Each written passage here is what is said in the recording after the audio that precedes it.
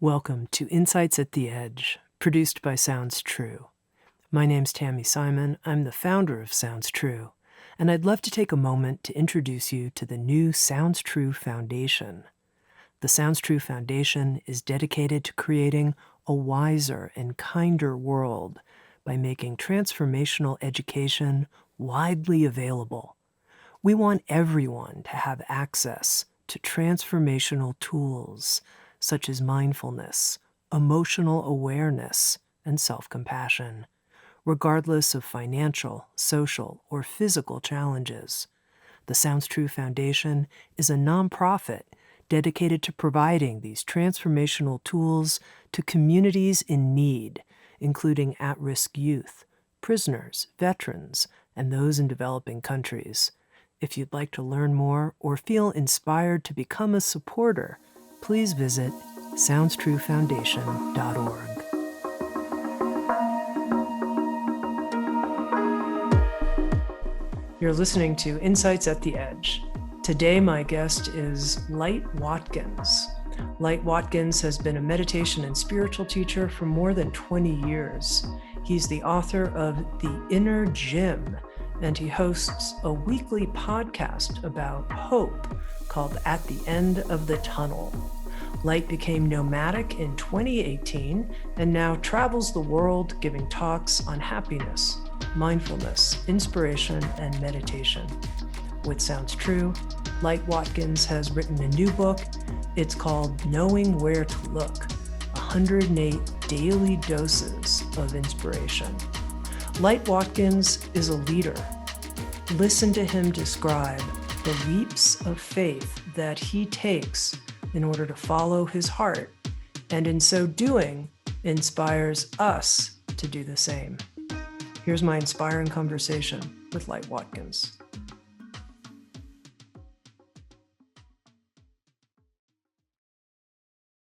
Light, at the very beginning of your new book, Knowing Where to Look, you talk about how in May of 2018, which would be about 3 years ago now, you decided to basically sell almost all of your possessions as long as they could fit. You kept the stuff that could fit in a backpack and a small overnight suitcase. You got rid of everything else and you went on the road and have been living a nomadic lifestyle. So let's start off. How's it going 3 years later? It feels just like yesterday when I started. It feels great. You know, it's not something you really get used to, I don't think, because you're definitely living from a capsule wardrobe. So that's interesting. You're always seeing the same items in rotation. Every 3 or 4 days, you're wearing the same thing. And yeah, it's been great. I love it. I mean, it keeps you on your toes. It's not for the faint at heart at all. People keep asking me, where are you going to be this summer? I have no idea where I'm going to be past May. My current situation is up at the end of May. I have an option to extend it, but I may be somewhere else. I don't know. But that's kind of the norm. That's the new norm, is you don't really know what's going to happen beyond 2 or 3 months out. And before the pandemic, it was really 2 to 3 weeks out. And I would have some like sort of tent pole events scheduled throughout the year. And then I would just kind of build around those. So I'm fortunate in that I've created a lifestyle where I can work on the road, and it gives me an excuse to travel to places and get paid for it. But since the pandemic has happened, I've been more stationary, but still living out of the backpack. And and just kind of having fun in the process. It's a lot of fun seeing how little I can go without. And what inspired you to do this? I just got the feeling. It's kind of like in the book where I talk about inspiration being a feeling of something pushing you in the direction of something that excites your heart. So I think it was less of a tangible thing or person, and I just kind of got the feeling. I did have a friend or two who had been living that lifestyle for a little while, But I think what got me over the hump was just that urge. And it was honestly, it was the same feeling I had, like I mentioned in the book, in that story of traveling to Paris, getting the one-way ticket to Paris after quitting my first quote unquote real job. It was that same feeling. And I've become so familiar. That was 20 something years ago. I become so familiar with that feeling that when it bubbles up from its inside, I know to take it seriously. And I didn't just get it like the week before. I got it probably a year and a half before. And I spent that year and a half thinking to myself, okay, I'm going to take this leap. And it's getting closer and it's getting closer and it's getting closer. And then finally it became real when I put my 30-day notice in for my 2-bedroom apartment in Santa Monica and started listing my items for sale or just to come and get them on a Craigslist, and having people coming over and doing yard sales and telling my car lease company that I was no longer interested in renewing the lease after May of 2018. And that's when it became very real. So that's where the heart rate starts to go up a little bit. But the funny thing about that kind of inspiration is once you take that big leap of faith, it's initially scary in the same way that maybe jumping into the Ganges River in India, it's a little bit murky. You're not quite sure what's going to happen. It's freezing cold. But once you're in there, it's like, oh, well, it's not as bad as it was in my head. And I feel like inspiration is a lot like that for a lot of people. You know, it's scary to take the big leap of faith, but once you start down that road, it becomes less scary and it becomes more logistical and strategic. And it's just like, how am I going to continue navigating this in the best possible way? Now, like you said, there's a feeling that you have come to recognize. Mm-hmm. You had this feeling 20 years ago when you made a big change, took a big leap of faith. What's the feeling? What does it actually feel like? It's scary and it is anticipatory. It's something you kind of look forward to, but it also makes you very nervous and maybe even a little bit anxious. And the telltale sign is you don't know how it's going to turn out. But you also know that it's going to stretch you in a good way, in a positive way. It's going to get you into a place where you have to be very present and that you're going to learn something about yourself or about the world or about life. And so it's a combination of all of those feelings. Yeah. And you've described it as a leap of faith. What's your faith?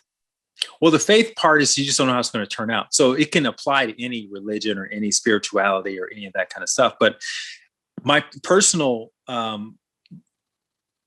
relationship with faith is that it's a trust in a higher power or higher intelligence, that where I'm being guided is where I'm supposed to go. So there's this sort of internalized subconscious or spiritual or karmic destination that has been encoded within my spiritual DNA. And so certain opportunities light up my heart more than other opportunities. And this is, I believe this is true for everybody, but we may call it different things. And when we're able to take action on it, the first dose in the book is about the Mark Twain quote, which he says, your two most important days, the day you were born and the day you find out why.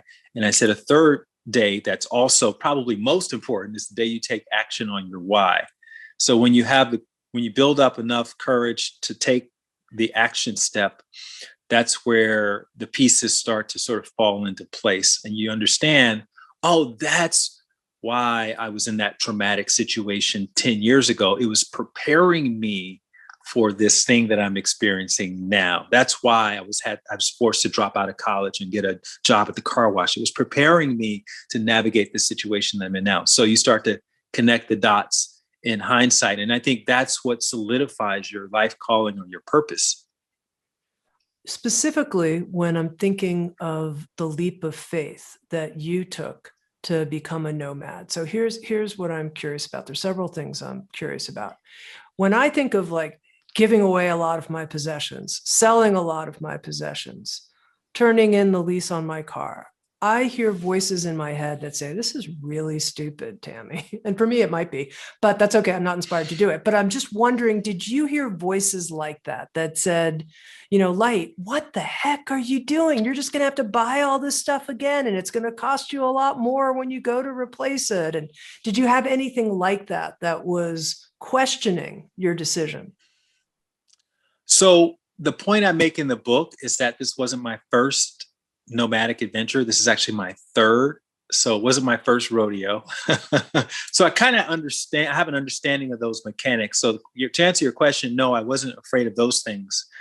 And I'm a big proponent of baby steps, right? And so I've been taking these sort of baby steps for a very long time with practicing listening. I'm very clear there's a practice and it's a process, and you have to do it in small ways. And so, for the people listening to this, in order to kind of build up to that, it's like asking a Cirque du Soleil performer, are you afraid of doing a backflip? It's like, well, I've done a backflip from 500 feet up, and so you're so used to it. It's the little things don't really make you afraid. What it was inconvenient, though. It was very inconvenient for, because my life was as busy as anyone else's life. It was at the time that I was releasing my last book, and I was doing a bunch of appearances and things on my schedule to talk about that book. And but I flipped it. I used that as an opportunity. I said, okay, I'm gonna be on the road for the next 12 months doing all these book events. Let me use this as an opportunity to practice being nomadic again. And but this time much more intentional about doing it for an extended period of time, which I think once you make it bigger than yourself, because I also thought to myself, I'll write a book about this one day. And so let me really go into it so I can really help people with real world experience on how to minimize the whatever is unnecessary in life so that you can maximize whatever it is you truly want to be doing in life. So I went into it with very, very specific purpose. And I think that helped to overcome some of the busyness. And if there was any fear, it was a fear of not getting things done while I was going through this process. So minimizing to maximize, I like that. What are you working on maximizing? Your presence, mostly being present, right? Because what I noticed was when I was on the road before that, I'd be in this beautiful environment and I'd be thinking, oh, I got to move my car next week. Oh, I got to make sure such and such the landlord can get in and, do whatever. The gardener's coming. And so every time you think about these kinds of things, it makes you less present to whatever's happening around you. And it's like you spend your life caring for this. Essentially, I mean, I'm going to use fairly harsh language, but essentially a storage room with a bed in it is what our houses are. And so it causes us to put a lot of emphasis on the sentimental value of the stuff that's in our house. Meanwhile, there's sentimental things happening around us all the time.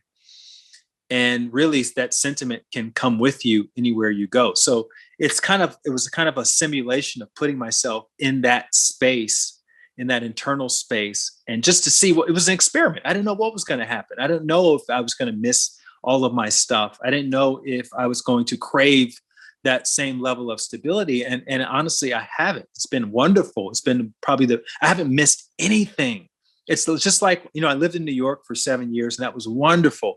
I love New York. Every time I would leave and come back, the energy would envelop me and I would just be so excited to walk faster and dress in all black and, do the whole New York thing. And then I got to a point where I decided I'm done with New York. I think this is it. I've spent my time here. I've enjoyed every second of it. And now it's not so enjoyable. And now when I land in New York, it doesn't feel that same way. And then that was my hint from the universe that it's time to switch it up. And it was the same kind of pattern in that once I left all that apartment stuff behind, I didn't miss any of it. And that was my confirmation that, oh yeah, I listened to the right voice, because there are a lot of voices inside. right? There's the pain voice, the trauma voice, the stress voice, the social conditioning voice, the political, all the voices that we are encountering, and parental voices. But then there's also the still small voice. And when you can learn to hone in on that still small voice, and that's going to be the quietest one, because the other voices you talked about, oh, you're crazy, you're stupid, what are you doing? Like, those voices are in there too for everybody. And you can listen to them, or you can quiet down and see if you can tap into the still small voice. So that's where meditation comes in handy. I've been meditating like clockwork for 20 years. So we can't discount that, because that creates that space to be able to hear those more refined, subtle voices. And therefore you're able to listen to them a lot quicker. So again, for people listening, this is not a call to get rid of all your stuff and, take a leap of faith tomorrow. You got to build up to it. You got to get your inner practices going and consistent. You got to start listening to the voice. If the voice tells you on the elevator, while you're staring at your co-elevator rider's shoes, that you should compliment them, then do it. If the voice says, hey, go, they're attractive, go ask for their number and invite them out to coffee. And we start talking ourselves out of it because we're listening to the other voice. You need to override those voices and go do it. And that's how you build up the tolerance for those negative voices, and you're able to act upon the still small voice. And that still small voice ultimately gets louder and louder, and then becomes a loud, annoying voice, and you can't ignore it anymore. Very good, very clear.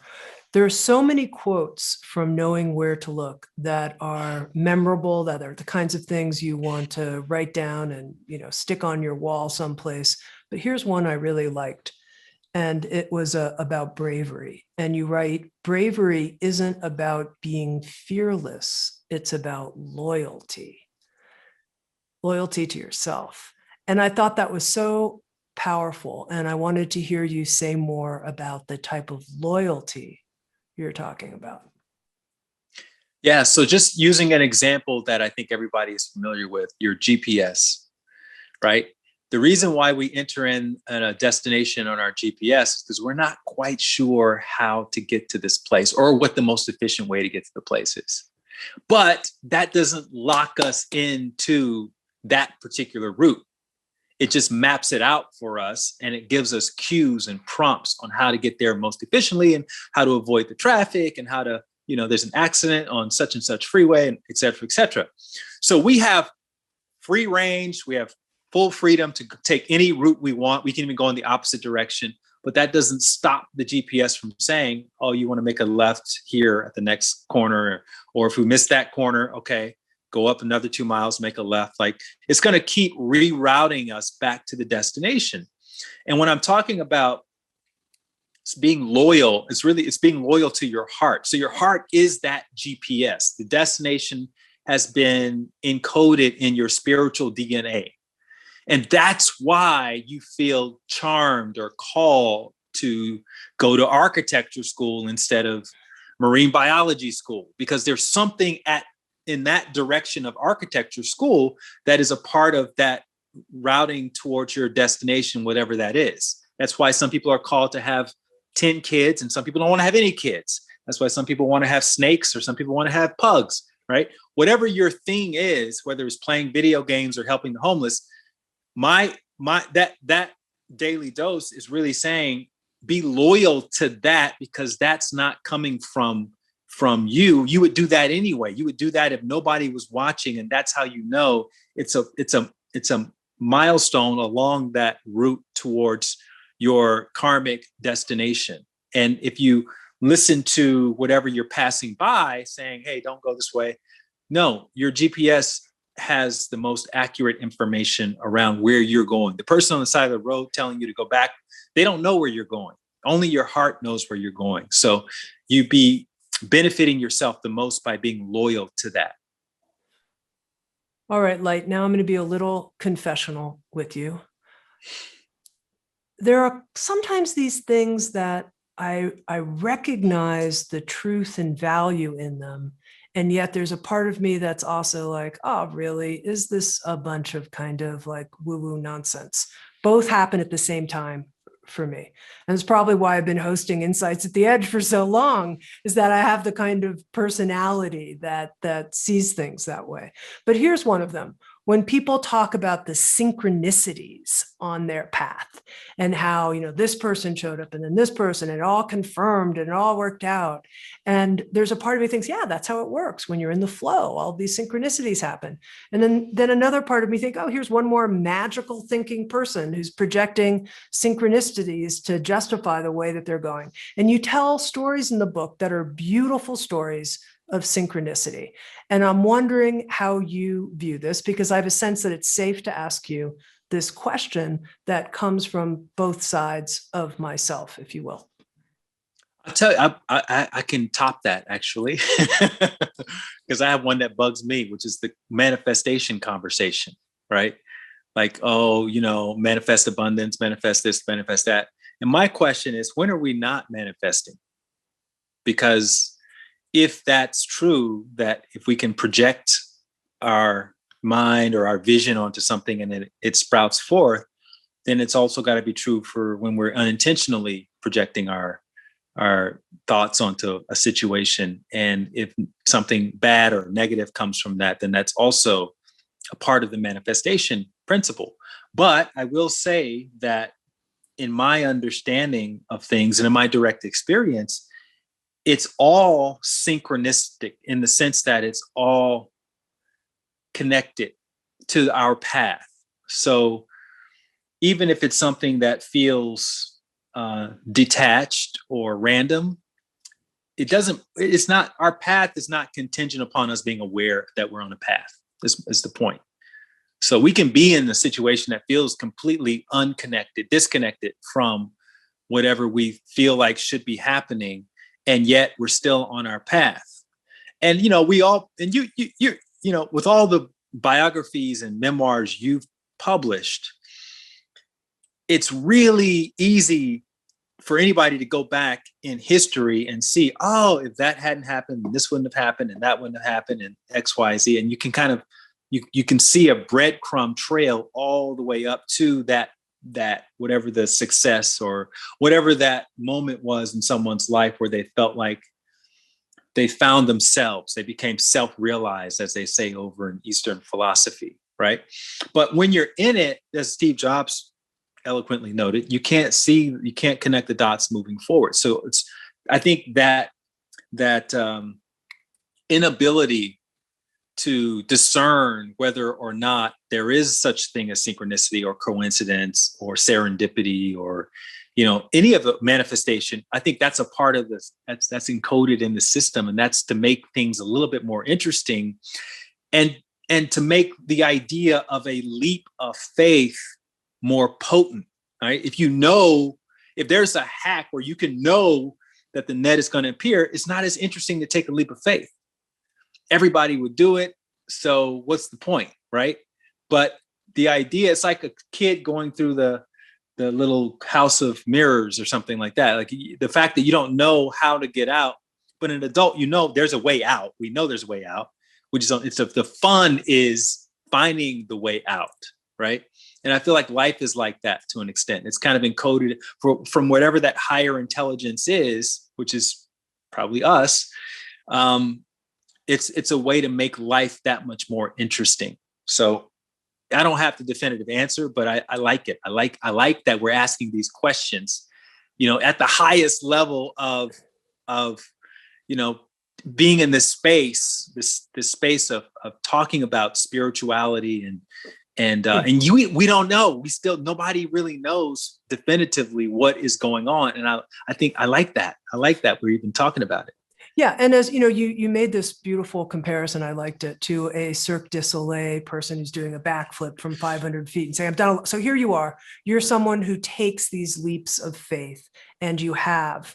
So I'm curious, how do you use synchronicity when you're navigating your life? How do you use it? So I don't think that anyone gets to a point where they're free of fear necessarily. I feel like it's you just start to operate at a higher and higher level, which usually means you operate in spaces that are larger than just your individual needs. So personally, I'm not worried about, am I going to have food to eat tomorrow? Am I going to have a place to stay? Even though I don't have, a lease anywhere, I know that I'm going to be okay. I'm not wealthy. I'm not rich. I don't have a bunch of, assets and trust fund.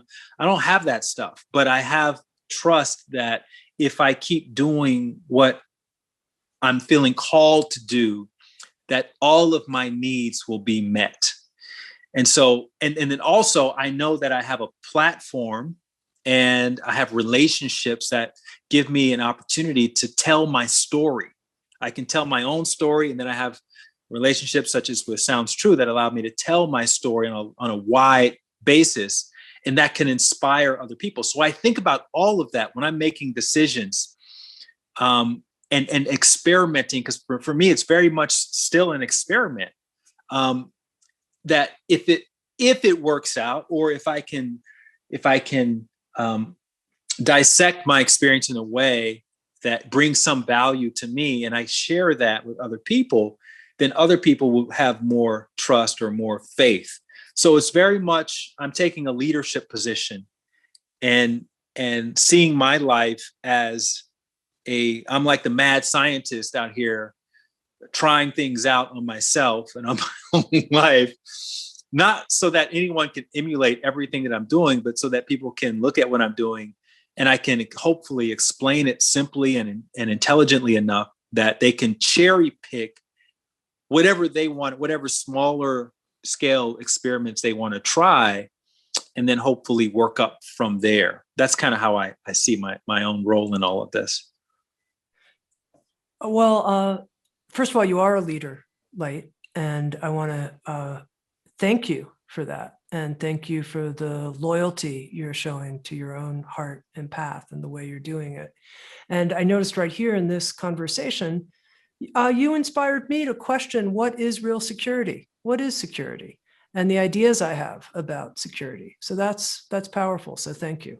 Okay, back to your book, Knowing Where to Look. You tell a lot of stories in the book, but here's one that really got to me in a good way. It made me really think. And it's a story about an African king and his close friend who would say, this is good, even when really difficult things happened. And I'm going to have you tell the story, and then we can talk about why this story made such an impression on me. Sure. Would you prefer me to read it or just tell it? I can do either. It's up to you. Oh, why don't you read it? That sounds fun. Okay.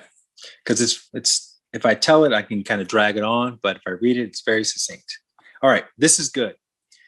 An African king once had a close friend with whom he grew up, and the close friend had a habit of looking at every situation that occurred in his life, positive or negative, as good. He would constantly remark, "This is good."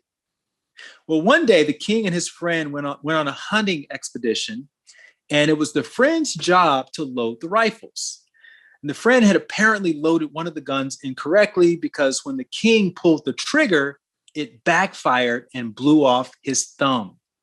And after examining the king's thumbless hand, the best friend remarked as usual, "This is good." To which the king replied, "No, this is not good."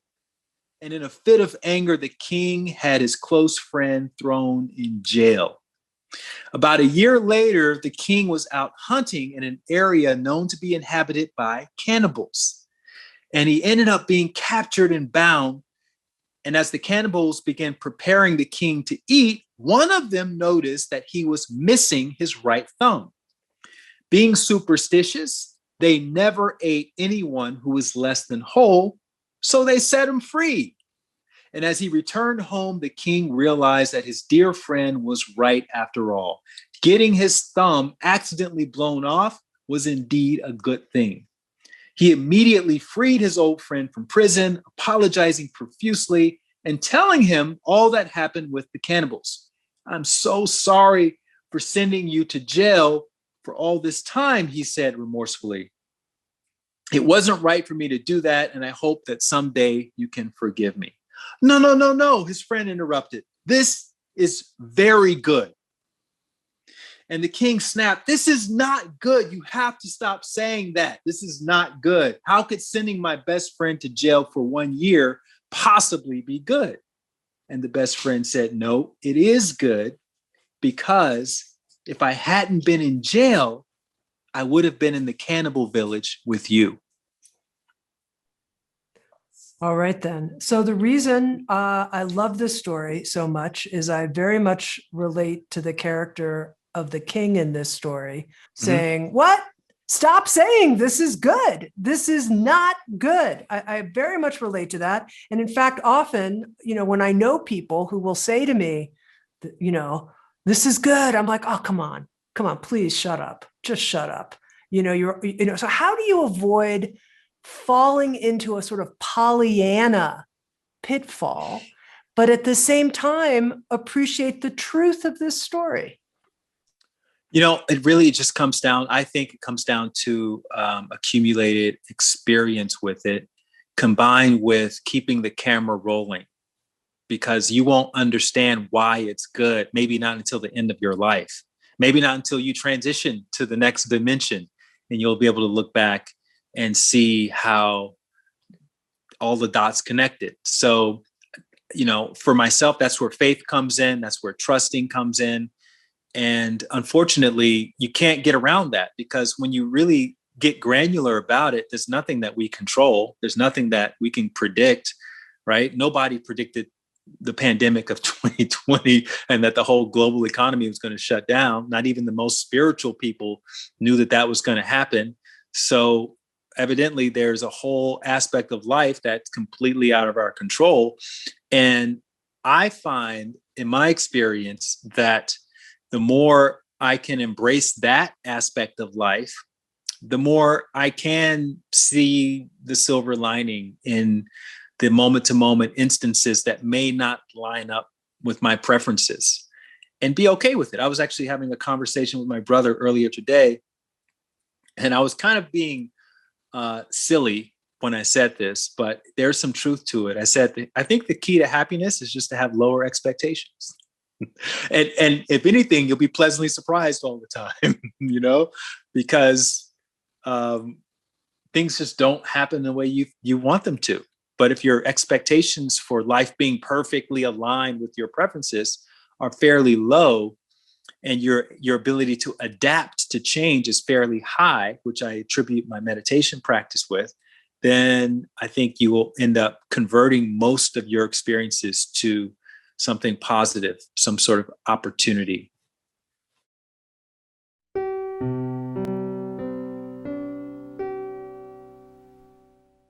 I understand that it's easy to be cynical about human nature when we look at the division and unnecessary suffering in the world, or we look inside at all the ways we don't treat ourselves with kindness. How can we come to the conclusion that human nature is essentially good? And yet, Tara Brach makes the case for our innate goodness with her stories, her compassionate perspective, and most of all, with practices that help us experience the true gold of our essential heart. You can learn more about Tara and her new book, Trusting the Gold, at trustingthegold.com.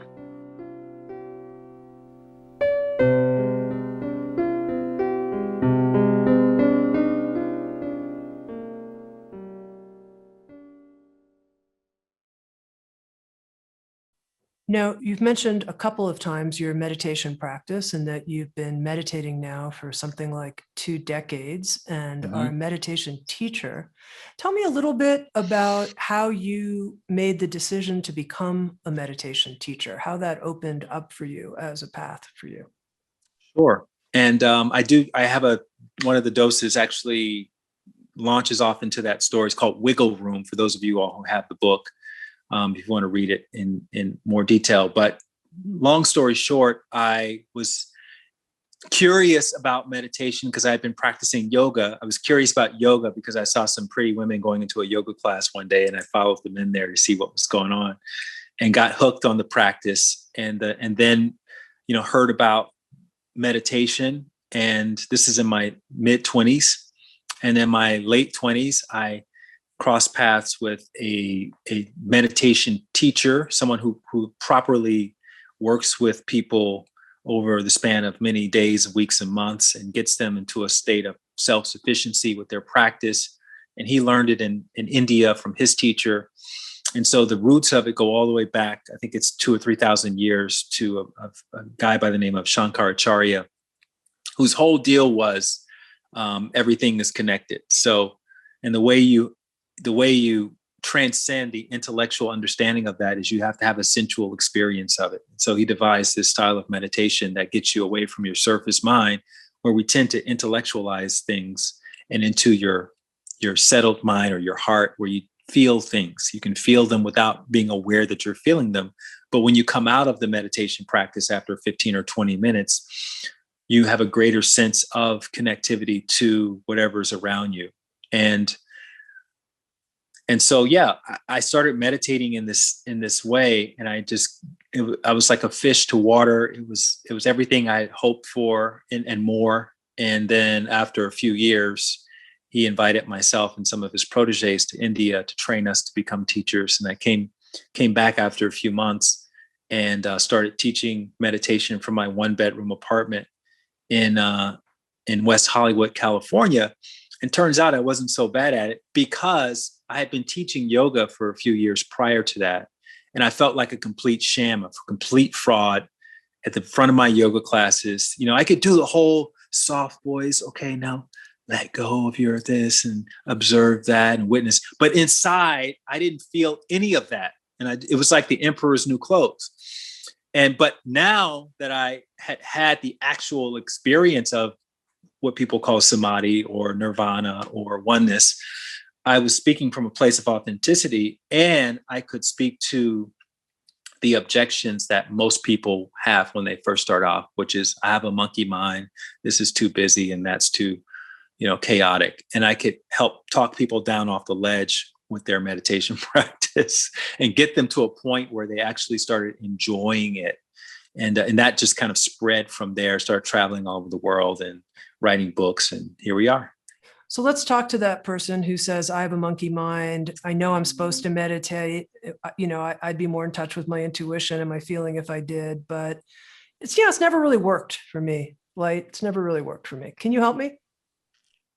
Well, I would start by saying, if you feel like it doesn't work for you, then there's probably some aspect of meditation that you're not understanding. And that's probably because it hasn't been explained to you simply enough. And I would equate meditation to swimming. Meditation is just like swimming, right? So if someone knows how to swim from one side of a pool to the other side of the pool, and someone else with 2 arms and 2 legs says, I can't, swimming doesn't work for me. I can't. It's like, well, no, you just don't understand how to move your body through the water in such a way that allows the water to support you and help you glide across the pool. Once you understand those mechanics and you practice them a few times, you don't have to think about getting to the other side. You just do the mechanics and you'll start moving to the other side. And so the same thing is true for meditation. Once you understand how the mind operates in relationship to the meditation practice, then you don't have to think about quieting the mind. Your mind will naturally become quiet.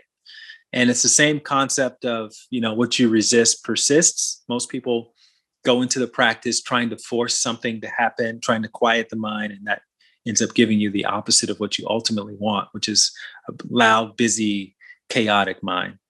Can we do a little experiment right now? Can you introduce the way you approach meditation in a brief experience? Can we meditate together for a few minutes, like Watkins style? Yeah, but what I think would be, yes, the answer is yes. And what I think would be also helpful is to do a little thought experiment to illustrate that no one's mind is broken. Okay. And the thought experiment actually comes from an actual experiment that was conducted back in the 80s by this Harvard psychologist. It was called the white polar bear study. Have you heard of the white polar bear study? I have. I think it's a great one, and I think it's a great one to share with our listeners.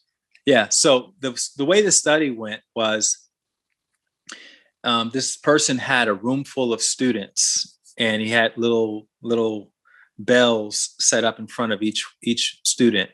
And he had them put their index finger on the bell or the button and just sit comfortably in a chair and close their eyes. And he told them for 5 minutes to think about white polar bears. Now we're not going to do this for 5 minutes, but if you want to, while you're listening to this, if you're in a safe place, to close your eyes for say 10 seconds. I want you to close your eyes and I want you to put your attention on white polar bears and try not to think about any other thoughts except for a white polar bear.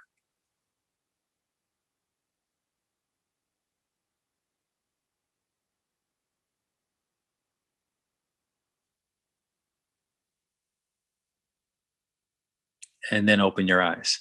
All right. So in the study, he gave them an additional instruction, which is if you think about something other than a white polar bear, to tap the button so they can record how many times they got quote unquote distracted. So I would ask you, as the thinker of the white polar bear, did you think about anything other than the white polar bear within those 10 seconds? Usually most people's hands would go up. Yes, I thought about why I was doing this. I thought about what I was going to do next. Or maybe you had the white polar bear half the time, maybe a third of the time, but very rarely do people have the white polar bear going for the whole 10 or however long you're thinking about the white polar bear. Then the next part of the study is to close your eyes again. And this time, whatever you do, don't think about white polar bears. So try not to have any thoughts about white polar bears for 10 seconds. Really try it out if you can, if you're in a space to do so.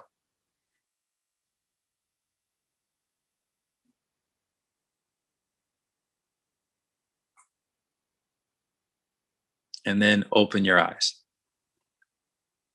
And so in this part of the study, if they were accidentally thinking about the white polar bears, they would tap the button, right? Or if I was doing this in a room full of people, I would say, raise your hand if you accidentally thought about the white polar bear at any point during those 10 seconds.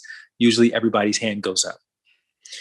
And the conclusion of the study is that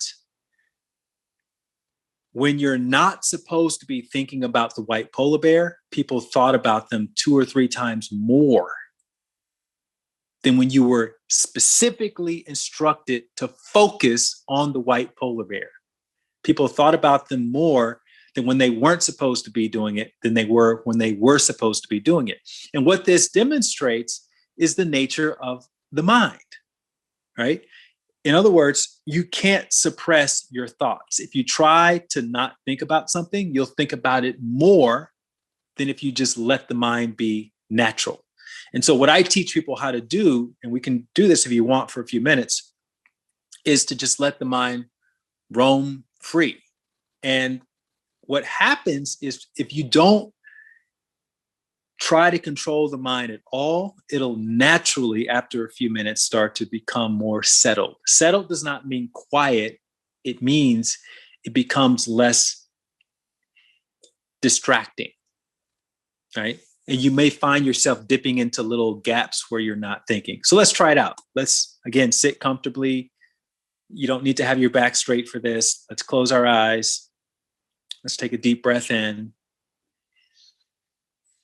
Let it out. And as you let it out, see if you can relax your body a little bit more. Let's do that one more time. Deep breath in.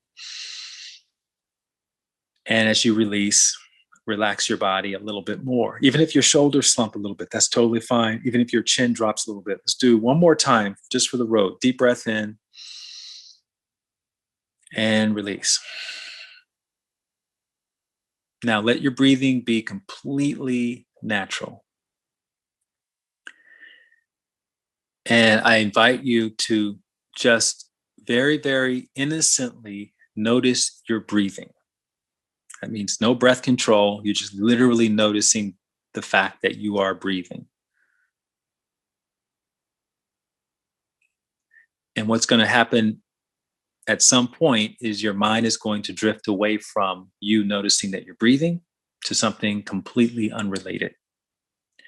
You're not going to notice when it happens initially, but at some point later, maybe you'll realize, oh, wait, I'm sitting here with my eyes closed and I'm supposed to be meditating with Light and Tami, but I'm sitting here thinking about my shopping list.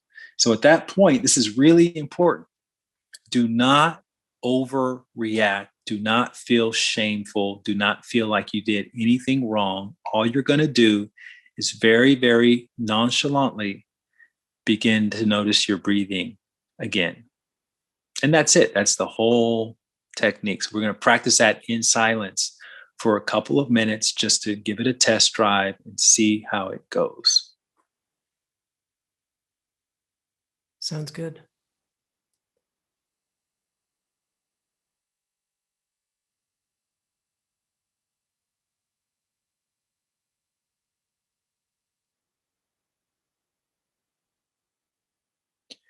And usually what happens is you'll find that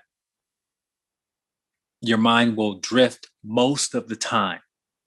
Most of the time, you'll be thinking about unrelated thoughts. And very occasionally, you will be thinking about the fact that you're breathing. But when you eventually come out after a couple of minutes, then you'll feel more relaxed. And this is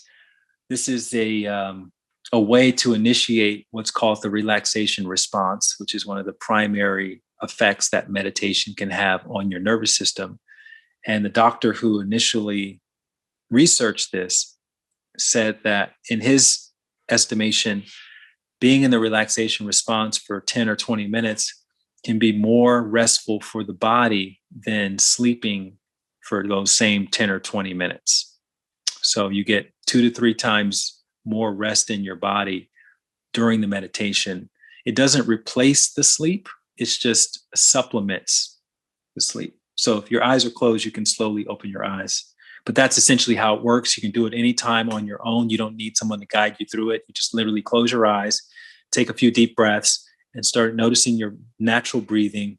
Let your mind roam free. And then after a few minutes, if you want to go longer, maybe 10 or 15 minutes, then you can slowly come out after that. And that can be a nice little reset in the middle of your day. Especially if you feel drowsy or if you feel like you're a little spacey, and you can come back to yourself that way. Do you call this style of meditation something, Light? I would just say it's the relaxation response. Just keep it simple. Right. You know, what I notice is it has a looseness to it, for lack of a better word. I hope it's okay to say that, but loose meaning I don't have to sit up straight. First of all, that's a big relaxation response right there. Yeah, I can come back to my breathing, but in a kind of casual, not in a like, we are doing concentration practice and you better stay on it like your life depended on it, coming back. So that's interesting. There's this sort of loose, relaxing, flowy quality to how you approach teaching meditation. Yeah, I consider it to be a meat and potato style of meditation as opposed to a Buddha bowl ashram style of meditation. And this is an important point for people to understand. When people say meditation is not for me, it's kind of like saying cooking is not for me or sports is not for me. There's so many varieties of meditation, and some of them are pretty rigorous and austere, and a lot of them are not. A lot of them are very relaxing. And so you just have to find one that suits your specific lifestyle. And a very easy way to do this, if you're curious about exploring a specific style of meditation, is go to the place where people teach it or people practice it, and look around the room when you walk in and just notice how people are dressed. If the people who are operating at the highest levels of that particular style and enjoying it the most, if they're dressed all in robes and they have shaved heads and you're wearing street clothes, it's probably not going to be the best style for you. Doesn't mean it doesn't work, and it doesn't mean that they can't be into it. It's just probably not going to fit your lifestyle. But if you go into that room and you look around and the meditation enthusiasts of that style are wearing street clothes and you're wearing street clothes, or they're wearing business clothes and you're wearing business clothes, that's probably a style that you'll find very suitable. But you're going to have to put the time in like everybody else. Now, I want to ask you a personal question, Light. I've heard from some people of color, that they haven't felt very welcomed into the meditation and wellness world historically. I think that's changing. I think it's changing a lot in the last couple of years.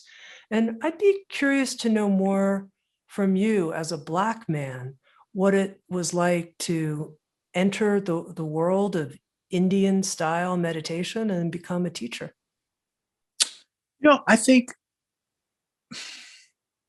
this may be a little controversial as I'm thinking about, as I'm rehearsing it in my head, but I think it really has less to do with the race of the person and more to do with their, I'll stick to American society, more to do with their economic status, right? In other words, where are they on Maslow's hierarchy of needs? Because when I was first operating in this space, there were some Black people peppered throughout, and most of those people were not people who were, surviving. Whereas a lot of people in Black communities are in survival mode, right? They're working 2 and 3 jobs. They're trying to make ends meet. They're existing off of, very poor quality food because they probably live in a food desert. They don't have the means, the time, or the resources to go to Whole Foods or some health food store. And so their priorities really reflect their place in that sort of economic ecosystem. And that's systemic. That's definitely a systemic problem. And we can definitely connect those dots, going as far back as slavery, why people are in those situations. But I think that's why practices like meditation aren't as appealing to, or haven't been as appealing when I first started out, to the majority of the Black population.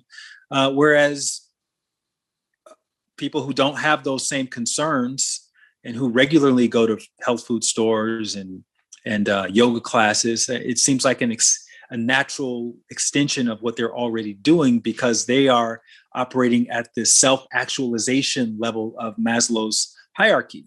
And so that's why, and I have to, if I'm being completely honest, like I didn't grow up without my basic needs being met. I had plenty of everything that I needed. And so I was in a situation where I felt comfortable and safe exploring beyond the confines of the Black community. And then again, I kind of stepped into a leadership position and I said, well, we need more examples of people who are introducing this and who are excelling at this and who are mastering these practices so that younger kids can look at me and other people who look like me and say, oh, if they can do it, then I can do it. And it's always a bit of a lag of time between the people, the haves and the have-nots. The haves get there first. The have-nots come 10 or 20 years later, but eventually they do come. And, and so I just feel fortunate that I've always felt fortunate to be in those spaces and that I'm able to have these experiences because I know that I am modeling a lifestyle that a lot of people are going to eventually adapt and or adopt. And I get to be someone who introduces them, a gateway presence, if you will. All right. Another thing I want to talk to you about, Light, is your podcast. Here you are. We're having a little podcast reciprocity, if you will. Your podcast called At the End of the Tunnel. And you lead people through a retrospective of their dark tunnel moments to reveal how they found in their own lives their inner light. First of all, what a beautiful focus for a podcast series. How'd you come up with that? I have been obsessed with origin stories and the hero's journey. And 5 years ago, maybe 6 years ago now, I started a nonprofit called the Shine Movement, which was like an inspirational variety show in person. And the intention was to shine a light on people who are doing good for the world. And we'd have musicians who would overcome some challenges to do what they're doing. And we'd have a speaker come up and give like a TED talk, but about a movement that they created. And I just saw how much it inspired people and how much it inspired me. And so once the pandemic started, we can no longer do live events. And I had been called to do a podcast for a while, and I kept ignoring it, and I just couldn't ignore it any longer. But I feel like the messaging from the media is very negative. In fact, that's not my opinion. I just read a statistic. It's 90% negative news in the media. And I feel like we need as much positivity and inspiration as we can possibly get. And I want to be one of those leading voices and sharing the story so that people know that they're not alone. You know, whatever you're going through, somebody else has gone through something similar to that, and they've been able to do the most that they can with what they had. And if they can do it, then you can do it as well. And that's what the world needs more of, is people who are following their heart, who are allowing their inner guidance to dictate their next move. Because if they do that, you don't have to think about, am I going to start a nonprofit, or am I going to help people? Your life is already predetermined to service. We all are predetermined to service. And it doesn't mean you have to become Gandhi or Mother Teresa. Your service could be, you know, raising kids. It could be helping elderly people across the street. It could be anything that feels right to you. There's a trillion different ways to serve. And the sooner we start to do that, then I feel like the more purposeful we'll feel like our lives are becoming. And so I want to just share as many stories as examples of how to do that and what other people have done. Now, this notion of making our way through dark tunnel moments. We've talked in our conversation so far about some of the leaps that you've taken, but I wouldn't say they were necessarily dark tunnel moments. And I'm wondering if you can share with us your own passage through a dark tunnel moment and how you found your light, so to speak. Sure. So by dark tunnel, I don't necessarily mean anything that was negatively super affecting difficult or you, something. Or it could be uncertainty, living through a lot of uncertainty. And there's two ways to do that. You can allow yourself to get catapulted into that dark tunnel via some painful moment that usually comes from ignoring your intuition. Because, you know, when we're in a bad situation, usually we were warned about it. Something inside of us told us there's something that's not right here, but we keep exploring it until it gets to the point where it just becomes too unbearable. And then, you know, we have to make a change. So that's one way. It's the enforced change, right? That's definitely the more dramatic way to move through that tunnel. The other way is curiosity. In other words, front loading the uncertainty just from following your curiosity. And I've been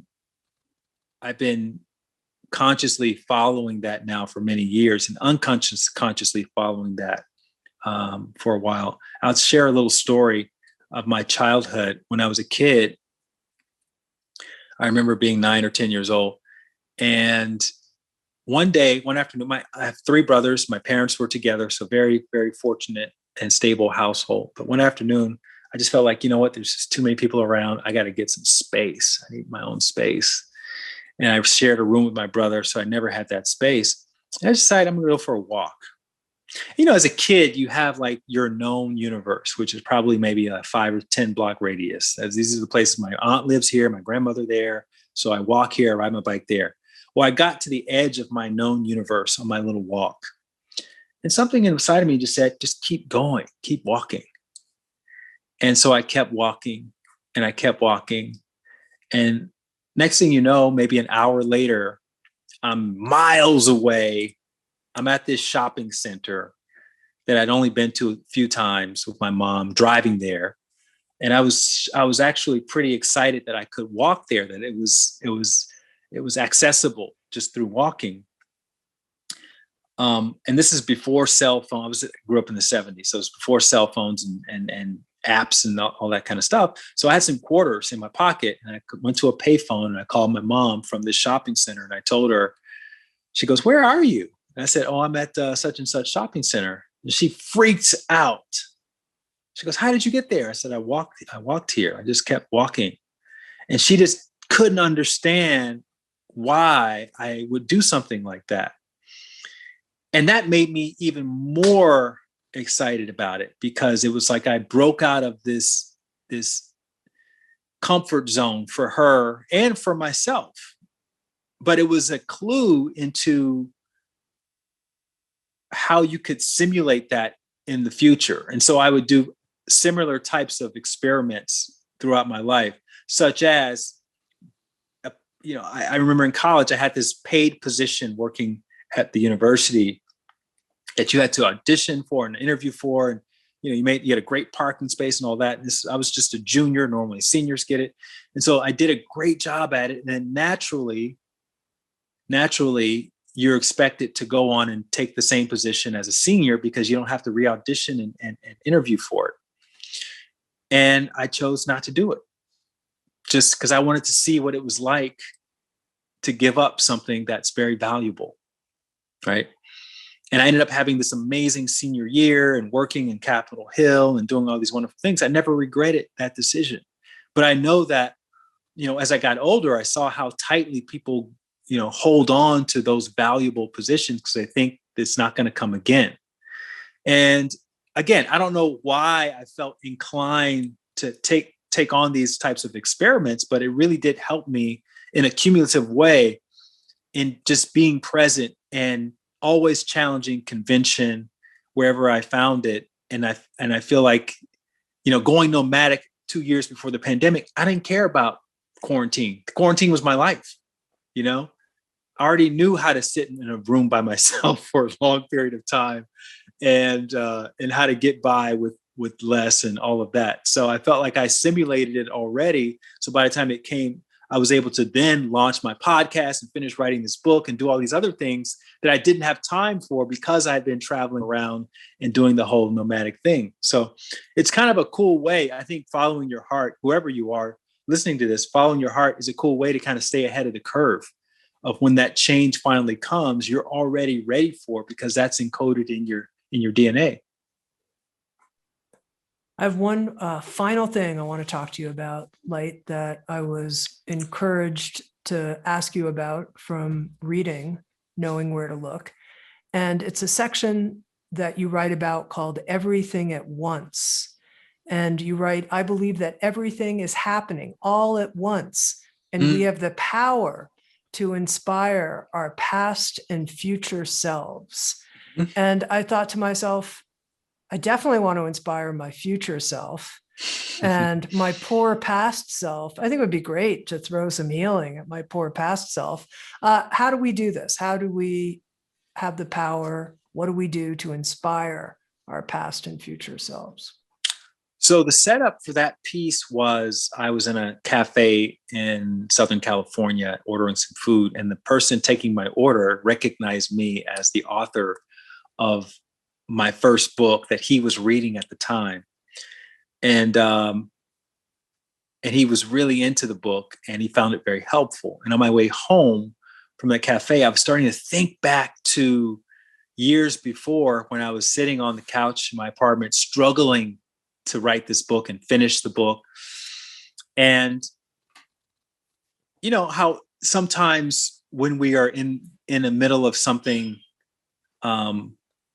challenging and we hear an inner voice telling us don't give up, or to do something very specific. There was one time I was caught in a riptide as a teenager, and I heard this inner voice say, swim along the side of the shoreline. And I wasn't a swimmer at the time. I didn't know this hack to getting out of a riptide, but I heard this voice so clearly telling me to swim to the side. And sure enough, that was what you had to do to get out of a riptide. I found out later. Well, I believe that these inner voices could potentially be us talking to our past selves. And it doesn't have to be like a deliberate conversation, but just even having a thought, oh, this is how you navigate this situation. And you reflect back on your past challenges. That connection is a way of sort of transmitting that new information to your younger self. Or, again, I think it can go the opposite direction as well, giving your future self encouragement. Don't give up, keep going, and all of that. It's the way I see it. I like that. It makes me feel comfortable, and it explains a lot of things, because otherwise, how would I know to swim to the side? And, where else would I found that encouragement to keep going other than the person who knows me better than anyone else, which is myself, my future self. So that's kind of how I see that. What would you say right now to your future self, to Light Watkins 10 years from now? I think the message we could all use is keep trusting. No matter how crazy it looks, keep trusting that when you are following your heart, when you are well-intentioned, when you're doing what you feel like you're supposed to do in that moment, keep trusting that everything is working out in the way that it should, for all reasons. I've been speaking with Light Watkins. He's the author of the new book, What Sounds True, Knowing Where to Look, 108 Daily Doses of Inspiration. Check it out. Wonderful to be with you, Light. Beautiful. Thank you. Thank you. I really had fun. Thank you for listening to Insights at the Edge. You can read a full transcript of today's interview at soundstrue.com/podcast. And if you're interested, hit the subscribe button in your podcast app. And also, if you feel inspired, head to iTunes and leave Insights at the Edge a review. I love getting your feedback, being in connection with you, and learning how we can continue to evolve and improve our program. Working together, I believe, we can create a kinder and wiser world.